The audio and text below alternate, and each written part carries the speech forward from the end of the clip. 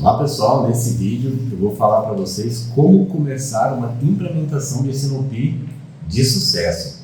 Então toda implementação, para quem não tem nada, é começar com um bom assessment. Até quem já tem um processo estruturado, já tem algumas iniciativas, é importante depois fazer um assessment. O que é um assessment? Nada mais que um diagnóstico para você entender um negócio e montar um plano efetivo de implementação ou de reestruturação do processo. Tá? Então eu trouxe aqui basicamente 6 pontos para a gente conversar. O primeiro a gente tem aqui entender os fatores externos do negócio. Tá? Quais são os fatores externos? Quem é o meu concorrente? Quais são os produtos que concorrem comigo? Como que está o preço desses mercados? Como que está a minha posição no mercado? O meu market share? Eu entender um pouco quais são os fatores externos desse negócio. O segundo ponto é ter o quê? Um alinhamento estratégico. Então não adianta eu começar uma iniciativa de implementar o S&OP e querer, por exemplo, cortar os estoques. É claro que a gente vai trabalhar para cortar o quê? A gordura. O que tiver de excesso a gente vai cortar. Porém, a empresa está crescendo, ela vai abrir vários centros de distribuição, por exemplo, no próximo ano fiscal. Como é que eu vou cortar estoque? Então tem que tomar esse cuidado para não estar desalinhado estrategicamente. Então por isso que a gente sempre faz um bate-papo aí com a alta gestão. Tá? Esse é o segundo ponto.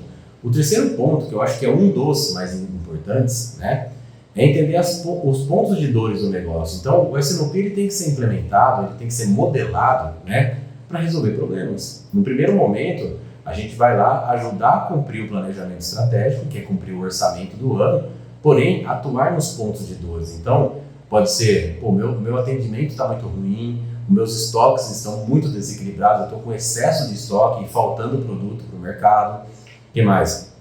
Eu estou com muita rotatividade de pessoas, eu estou com uma produtividade muito baixa. Então a gente entender quais são os principais pontos de dores, para a gente poder montar o S&OP e atuar em cima deles, já colocar foco, abrir ali na sequência 2 projetos, junto com o S&OP, como se fossem 2 mini projetos, subprojetos, para atuar nesses pontos de dores. O quarto ponto, a gente avalia a tecnologia embarcada que a empresa já tem. Toda empresa, normalmente, aqui eu estou falando só de indústrias, toda empresa ela já tem minimamente um ERP, Pode ser um de mercado, pode ser um caseiro, mas a maioria das empresas que a gente atua já tem aí um ERP. E o que mais que ela tem? Quais são os legados que nós chamamos? Quais são as soluções que ela tem? Por exemplo, um BI, para acompanhar os indicadores de performance e fazer algumas análises. Ela já tem, de repente, uma ferramenta de planejamento de demanda, ela já tem uma ferramenta para fazer a programação da fábrica, ela já tem uma ferramenta de transportes, uma ferramenta de roteirização. Então a gente vai entender o que ela tem para a gente extrair o melhor, linkar ali o processo com essa tecnologia para a gente potencializar ali, as melhorias.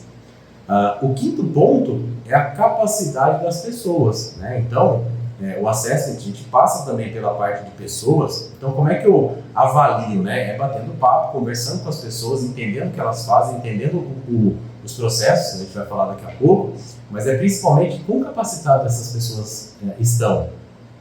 Quanto que elas sabem do processo estruturado de planejamento de vendas e operações? Porque nada mais o S&OP é um processo estruturado de planejamento de vendas e operações integrado, que potencializa ali toda a parte analítica e as tomadas de decisão. E as empresas já têm isso, mas normalmente não de forma estruturada. E como as pessoas estão capacitadas para rodar esse processo? Então esse é um quinto ponto muito importante. E o sexto ponto para a gente fechar aí essa ideia do assessment são os processos internos. Então, quando a gente avalia um processo, nós vamos principalmente, como que eu avalio um processo? Pensa no ciclo do pedido.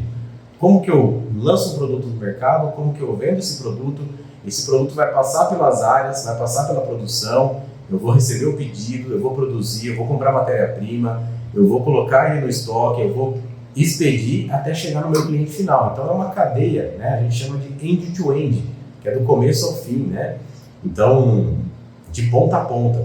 Então, a gente entender quais são as conexões de cada processo, qual que é o limite de cada processo, tá? Então, aqui nós estamos começando com o assessment E nos próximos vídeos nós vamos discorrer cada ponto desse de forma mais detalhada para que vocês tenham aí sucesso na implementação dessa metodologia bastante utilizada, acho que é a mais utilizada no mundo para planejamento de vendas e operações.